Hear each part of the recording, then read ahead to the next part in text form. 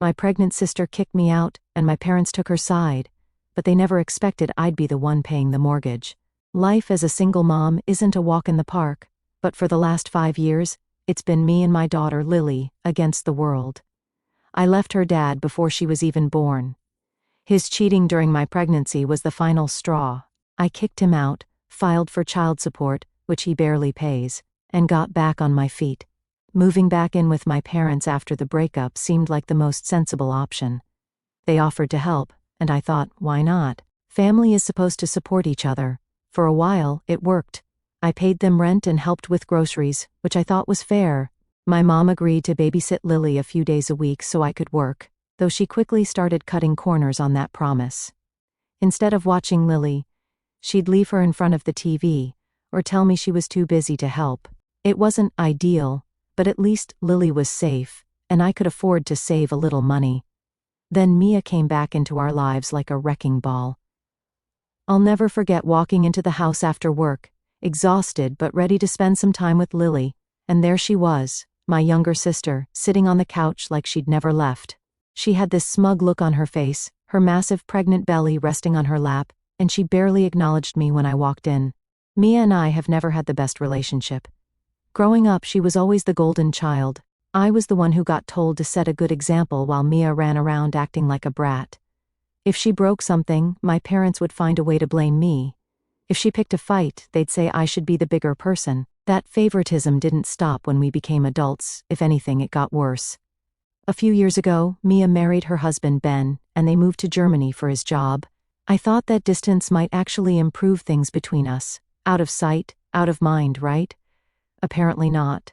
My parents treated her like some kind of celebrity, constantly talking about how proud they were of her for starting a new life abroad. Meanwhile, I was juggling work, a newborn, and an absent partner, and the best I got was, well, that's just part of being an adult. So seeing Mia back home, sitting comfortably on the couch like she owned the place, was jarring.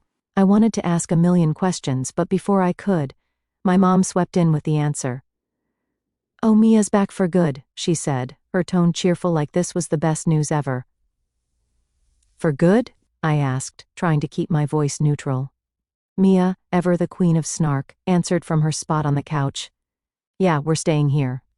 Ben got a transfer back to the US, and this is just easier for us. Got a problem with that?" I bit my tongue, but the reality was sinking in fast. Mia wasn't just visiting, she was moving in permanently. My mom continued, "Well, Ben has company housing, but we thought it'd be best for Mia to stay here during her pregnancy, and after the baby comes, so we can help her." Help her? When I was pregnant, my mom barely visited me. She certainly didn't offer to let me move back in or help in any meaningful way. I had to scrape by on my own, hiring a nanny while working full-time because my mom couldn't be bothered. But for Mia, it was a completely different story. My mom was practically tripping over herself to make her comfortable, bringing her snacks, fluffing her pillows, and acting like she was a fragile princess. I tried to stay calm, but I couldn't help asking, "And what about space? There's not exactly a lot of room here." Before my mom could answer, Mia shot back, "Don't worry about it. We'll make it work." Her tone made it clear she didn't care how it affected me or Lily. In her mind, this house was hers now. My mom brushed off my concerns, saying, "Oh, we'll figure something out. Don't stress." I went to bed that night with a sinking feeling in my stomach. I couldn't shake the thought that this was going to turn into a nightmare. Mia hadn't changed one bit. She was still the same entitled, manipulative person she'd always been. And now she was about to take over the one safe space Lily and I had left. Over the next few days, the favoritism became even more blatant. My mom catered to Mia's every whim, cooking her meals, running errands for her, and even buying her special pregnancy pillows. Meanwhile, I was lucky if my mom offered to make Lily a snack. It wasn't just annoying, it was infuriating. The hypocrisy was glaring, but any time I tried to bring it up, my mom would shrug and say, "Well, Mia's pregnant. She needs more help right now." It wasn't just my mom either. My dad, who's usually quieter, suddenly became Mia's biggest supporter. He would sit and chat with her for hours about the baby, reminiscing about when we were kids as if I didn't exist. It was like Lily and I were invisible. Mia, of course, loved every second of it. She made snide comments about how I should be grateful to have a roof over my head, even though I was paying rent. She'd leave her stuff everywhere, take over the living room, and act like she was the only person who mattered. One night she even had the audacity to tell me, "You should be happy Mom and Dad are helping you. Not everyone's so lucky." Lucky? That was rich coming from someone who'd been handed everything her whole life. I wanted to snap back, but I knew it wouldn't make a difference. Mia wasn't the type to listen, and my parents certainly weren't going to take my side. I started to feel trapped. This house had always been my parents' domain, but now it felt like Mia's. No matter how much I paid in rent, or how much I contributed, it was clear that Lily and I were second-class citizens. I tried to focus on work and on being the best mom I could be for Lily, but the tension in the house was suffocating.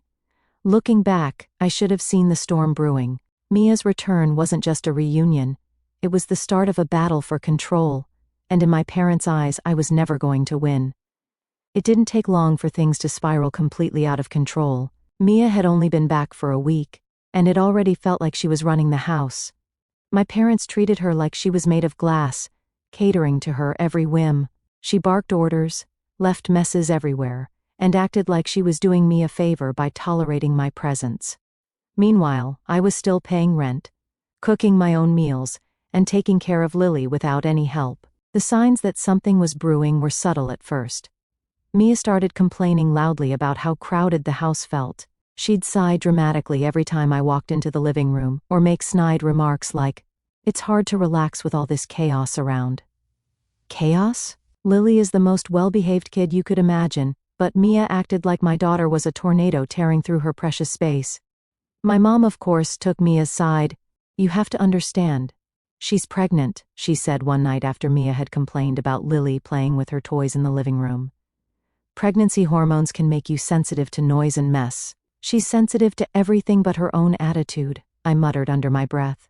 My mom didn't respond, but the look she gave me said it all. I was the problem in her eyes.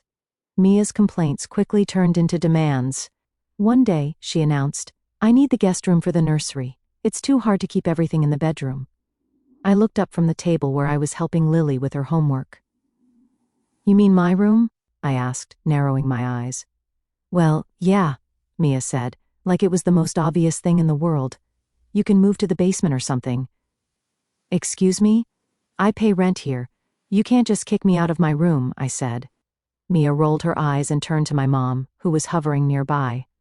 "Mom, tell her this isn't a big deal. It's just temporary." My mom hesitated, glancing between us. "Sweetheart," she said, addressing me like I was a child. "You could make things easier on everyone if you just agreed. Mia needs the space more than you do." That was the first time I realized just how far my parents were willing to go for Mia. It didn't matter that I'd been there longer, paid rent, or had a child to take care of. Mia's wants were their priority, and I was just an inconvenience. I stood my ground though. I refused to give up my room or let Mia bully me into submission. But the tension in the house kept building, and I started to feel like an outsider in my own home. Mia made snide comments about how I should have moved out by now, or how I was lucky Mom and Dad were so generous. My parents didn't say anything outright, but their silence spoke volumes.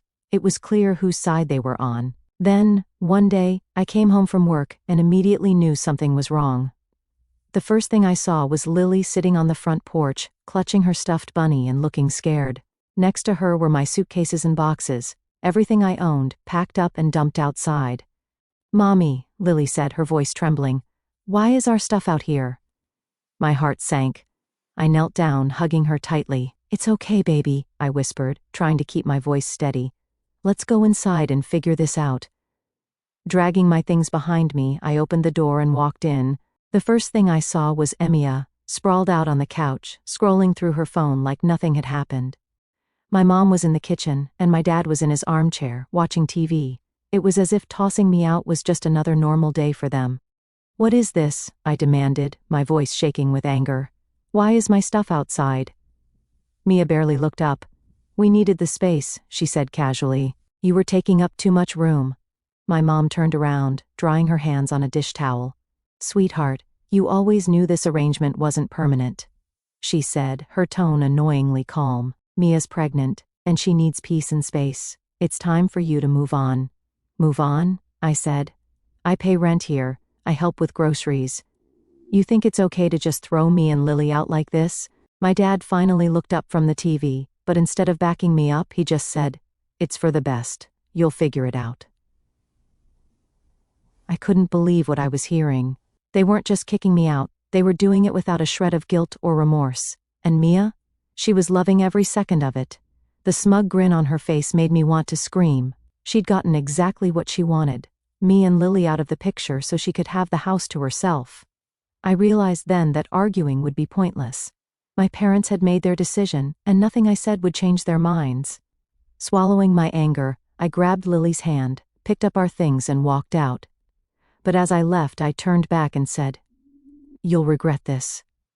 They didn't even flinch. My mom looked away, my dad went back to watching TV, and Mia smirked like she'd won some kind of prize. That night, I sat on the floor of a cheap motel room, holding Lily close while she slept. My anger was boiling over, but more than that, I felt hurt. These were my parents, the people who were supposed to love and support me, and they had chosen Mia over me without a second thought. But as I looked at Lily, so small and innocent, I knew I couldn't let this break me. I had to be strong for her. I wasn't just angry that they had kicked us out. I was furious at the sheer entitlement and disrespect they had shown. My parents had crossed the line, and I wasn't going to let them get away with it. They thought they could shove me and my daughter aside like we didn't matter while still expecting me to keep paying the mortgage on their house? Not happening. The first thing I did was call the bank. Years ago, when my parents had refinanced the house, I had co-signed the loan because their credit wasn't good enough on its own. At the time, I thought I was helping them out. What I didn't realize was that I'd be stuck paying the mortgage when they conveniently forgot to send in payments. For years I had covered for them because I didn't want to see them lose their home. But now I felt no such loyalty. "I'm calling to inform you," I told the bank representative, "that I will no longer be making payments on this loan." The representative seemed confused. "Are you sure, ma'am? Missing payments could lead to foreclosure." "That's fine," I said flatly. "The house isn't mine anyway." The weight lifted off my shoulders almost immediately. For years I had been tied to that house, pouring money into it while my parents treated me like an inconvenience. Now they'd have to deal with the consequences. Next I called a lawyer. I wanted to make sure that what they had done, throwing me and Lily out without notice, wasn't legal. It turned out that, while they couldn't technically evict me since I wasn't on the lease, my rent payments gave me certain tenant rights. The lawyer assured me that I could file a complaint or pursue damages if I wanted. Just knowing I had options gave me some peace of mind. With those two calls out of the way, I turned my focus to finding a new place to live. It wasn't easy. Affordable apartments were hard to come by, and most places either had long wait lists or weren't in neighborhoods I felt comfortable raising Lily in. But after a few days of searching, I found a small one-bedroom apartment that fit my budget. It wasn't ideal, but it was ours. No one could kick us out, and that alone was worth everything. A week after I moved into the apartment, the calls from my mom started. At first, she sounded angry. "How could you do this to us?" she snapped. "Do you have any idea what kind of stress you're putting on Mia? She's pregnant, for God's sake." I laughed bitterly. "Stress? You mean the kind of stress you put on me and Lily when you threw us out?" "Funny how that didn't matter to you." "We didn't throw you out," she said defensively. "We just needed more space. You were going to leave eventually anyway." "Sure, Mom, whatever helps you sleep at night," I said. After that, her tone shifted. She started guilt-tripping me, telling me how much trouble they were in without my mortgage payments. "Your father's pension doesn't cover everything," she said, "and now we're behind on bills." "Do you really want us to lose the house?" "Yes," I said simply. "You threw us out. You don't get to demand my help." My dad was no better. He left a voicemail saying, "You're being selfish. This is still your family, and family takes care of each other." Selfish? That word stung, considering everything I had done for them over the years. I'd put my own financial stability at risk to keep a roof over their heads, and they had the nerve to call me selfish. I deleted the voicemail without responding. Then there was Mia. Oh, Mia. If I thought she was entitled before, I hadn't seen anything yet. She started sending me passive-aggressive texts almost daily. "Thanks for making my pregnancy even harder. Hope you're proud of yourself. Do you even care about this family anymore, or are you too busy playing victim?" At one point, she even tried to manipulate me by bringing up Lily. What kind of example are you setting for your daughter, teaching her to abandon family when times get tough? Real classy. I didn't reply to any of her messages. Mia thrived on drama, and I wasn't about to give her the satisfaction of a response. But each text only reinforced my decision to cut ties. These people didn't care about me or Lily, they only cared about what I could do for them. A few weeks later, the foreclosure notice arrived at my parents' house. I know this because my mom called me, crying hysterically. "They're going to take the house," she wailed. "Do something." "Like what?" I asked, genuinely curious. "You're the ones who wanted me gone. Now you're getting what you wanted." "You don't understand," she sobbed. "Mia can't handle this kind of stress right now. She's not as strong as you." I couldn't help but laugh. "Oh, I'm strong now? That's funny, considering you've spent my entire life treating me like I was second best." "Figure it out, Mom, I'm done." Meanwhile, Lily and I were settling into our new apartment. It wasn't fancy, but it was cozy. I decorated her room with fairy lights and her favorite cartoon characters, and we spent our weekends exploring the nearby parks and playgrounds. For the first time in years, I felt free.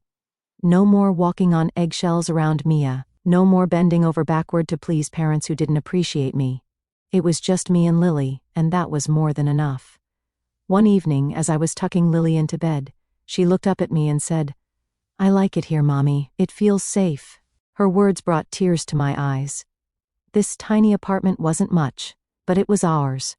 No one could take it away from us, and that meant everything. By the end of the month, my parents were in full-blown panic mode. They called almost every day, alternating between begging for my help and trying to guilt-trip me. Mia even tried sending messages through mutual friends, claiming that I was tearing the family apart. But I held firm. For the first time in my life, I wasn't letting them manipulate me. They had made their choices, and now they were dealing with the consequences. And honestly, it felt good to finally stand up for myself.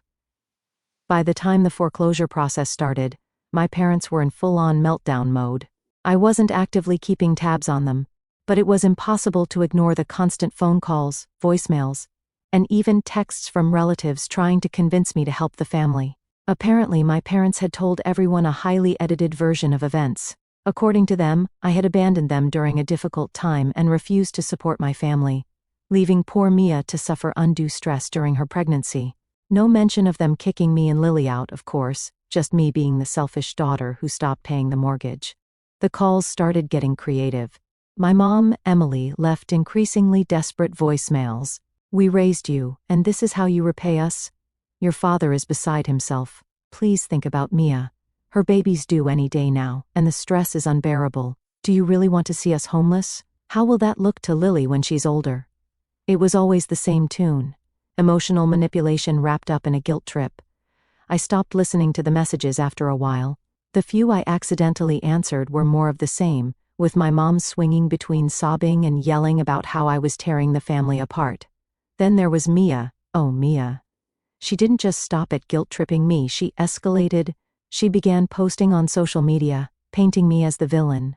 Screenshots of these posts started coming to me through mutual friends. One thing I've learned is that family isn't always there for you when it matters most. Some people are just heartless. Can't believe how cruel some people can be, especially during a time as sacred as pregnancy. I guess money matters more than family to some.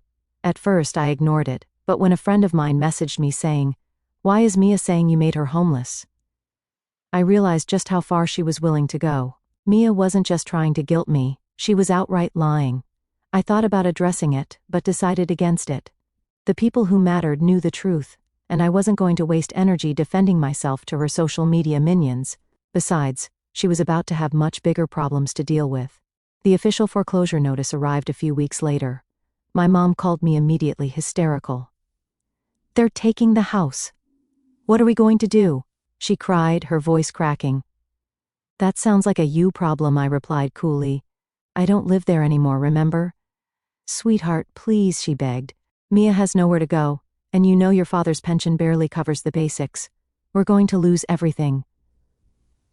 "That's what happens when you rely on someone and then stab them in the back," I said. "Maybe next time you'll think twice before kicking out the person keeping a roof over your head." My dad, Robert, tried a different approach. He called later that day, his tone quieter but no less entitled. Look, I know things got heated, but you don't want to see us homeless, do you? Think about Lily. How would you feel if she turned her back on you one day? Funny, I said. You mean like how you turned your back on me and Lily when you tossed us out? Maybe she'd be better off learning not to tolerate people who treat her like garbage. He hung up after that. As the foreclosure progressed, the cracks in their perfect family facade started to show. Mia was livid. From what I heard through mutual contacts, she couldn't believe my parents had let things get this bad. She blamed them for not stepping up financially, as if they hadn't already bent over backward to accommodate her.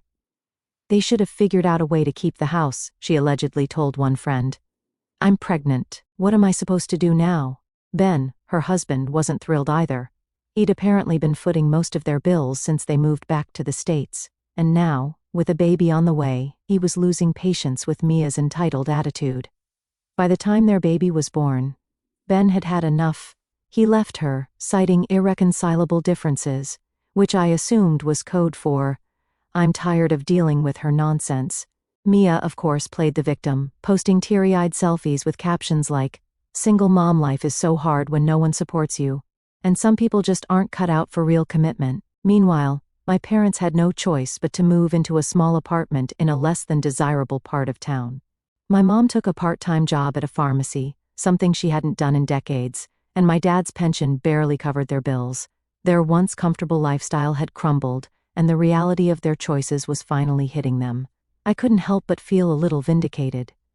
For years they had relied on me, taking my financial contributions for granted while treating me like an afterthought. Now, they were facing the consequences of their entitlement, and it was clear they weren't handling it well.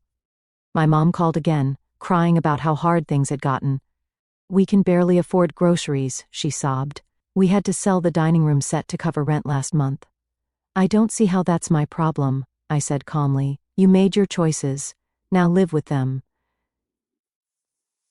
Mia tried one last-ditch effort to rope me back in. She sent me a long-winded text, blaming me for everything that had gone wrong in her life.